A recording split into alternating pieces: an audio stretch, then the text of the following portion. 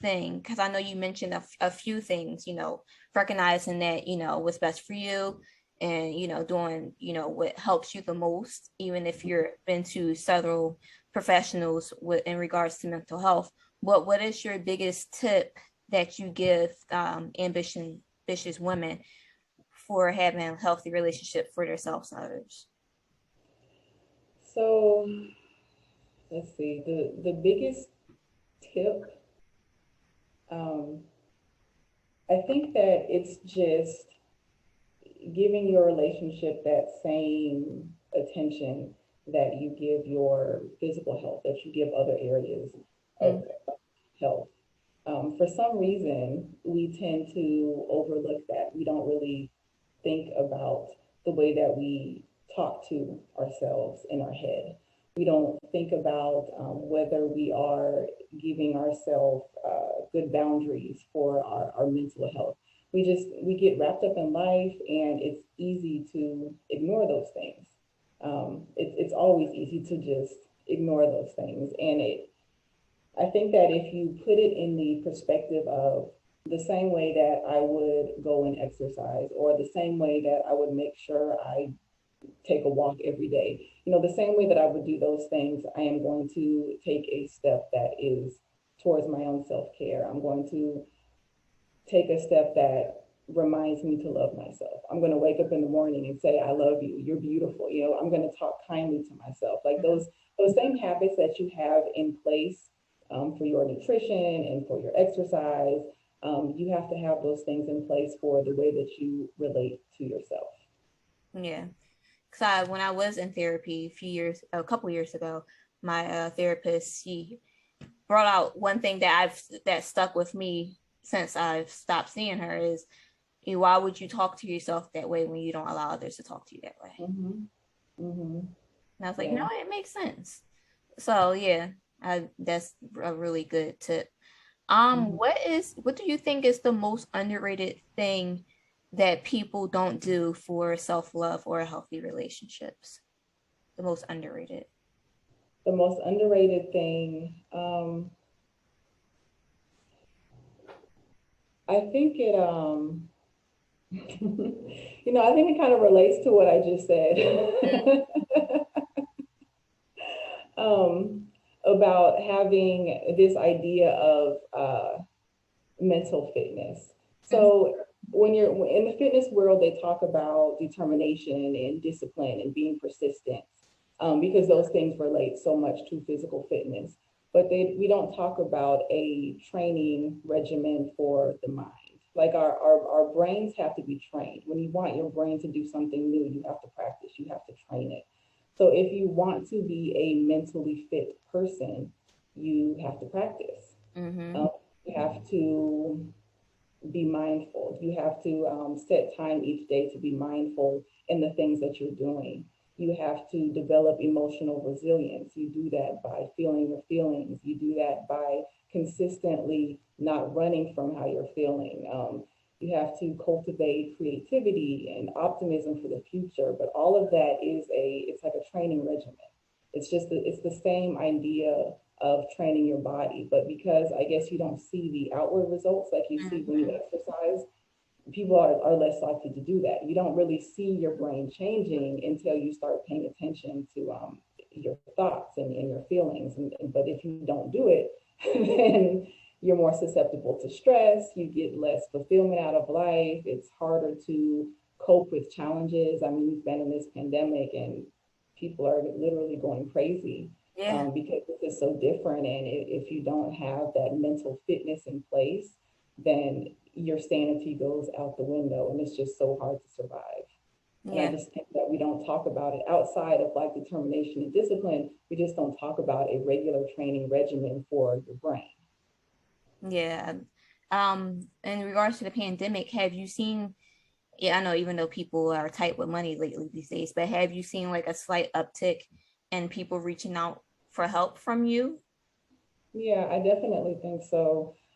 It's so having so much time in the home with your loved ones can create a lot more friction. Yeah. And, part of the work that I do is changing the way that you think, but the other part of the work that I do is working on basic relationship skills, working on how to communicate and trust and intimacy and conflict resolution. And there's been so many more arguments now. I mean, just couples arguing a lot more or not getting along because you're just constantly together, you're bumping heads. It's like, oh my gosh, I'm tired of looking at your face.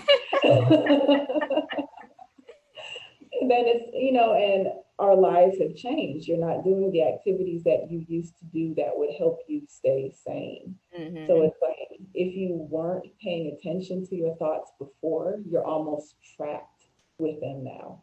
You're stuck with them now. You have to face them. And if you're not used to facing them, then it can be very overwhelming. Yeah. So definitely the pandemic is definitely more people are in need of help. I think that not everyone who needs help is reaching out because it's still it's not a comfortable thing to say like I'm struggling with these thoughts. I'm struggling with just existing with myself every day because I feel so horrible. Like it's really hard to reach out and talk about those things. And you touched on the stigma. I mean, there's still such a stigma around it. Even if it's just coaching, there's still like this stigma around it.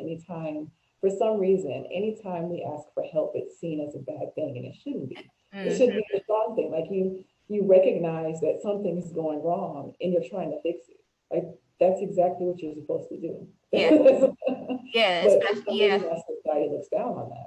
Yeah, I was going to say, especially when, you're in the military and so is your husband, and then I'm in law enforcement, there is definitely in our world that big stigma with mental health because, we have the resources, but then when we go reach out, we don't want to seem weak. And then when people find out that we reached out for help, people look at us different. They don't want to say certain stuff around us. So Mm-hmm. yeah, I definitely believe that the stigma needs to be broken because there's nothing wrong with not being okay with yourself. There's Right. there's nothing wrong with it. So Right. yeah. Well, Um, everyone goes through it on some level. yeah, yeah, Everyone has those moments. yeah, Whether if you don't want to use a label, you don't want to say I'm depressed or I'm having anxiety. If you don't want to say that, that's fine. But everyone struggles with things. Everyone has experiences where they just can't get through it on their own without having some horrible scar that messes them up. Like that. That's life. Like you're gonna go through things and you're gonna need help once in a while. yeah. That's what makes us human. Yeah, and then you want to reach out to your friends and family, but they kind of already know you, so they're not going to give you what you really need to hear. So I always tell people, it's always good to go find someone who's you don't know or like a Right. neutral party because then they Right. don't know too much about you. They don't know too much about your family or your friends or anything like that. So there's not really no judge. There's no reason why that person should judge you. So they Mhm. will tell you, what they think the best advice that you probably can get is from someone you don't know. Right. So Absolutely. yeah. What is the most overrated thing in the realm of, mental health world, building healthy relationships? What do you think is like the overrated thing? I would say, and I'm going to have to explain this answer. Oh, God. I would say happiness. Okay. I agree. Making, okay, good. So I would say like treating happiness as the goal or equating happiness to mental wellness. I think that's just so overrated and I don't think it's accurate. So I think there's kind of two dangers to it. First, if happiness is the goal, then you're not going to do hard things. You're not going to reach for bigger goals and do those things that are important to you You'll be because okay with just being in exactly the middle. As long right. as You'll everything just is exist. okay, that's fine for you. Yeah. Sure, sure. Because I mean, you think about like what me and you are doing now. Like this is hard. Yeah. Trying to get this coaching thing going Yeah.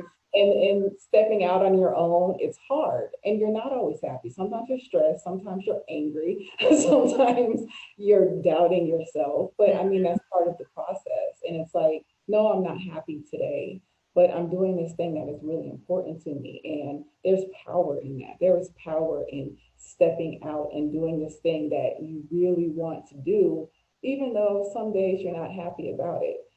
If happiness is your only goal, then you miss out on all of those opportunities. Yes. And then, as far as happiness being a sign of mental wellness, I just don't think that's true. I think that mental wellness is about finding peace with those unhappy feelings. So some days I wake up and I'm sad and I'm angry, but I'm okay with that. It's like, okay, you know what? I can have this uncomfortable feeling and I can still function. Excuse me. I can still do hard things.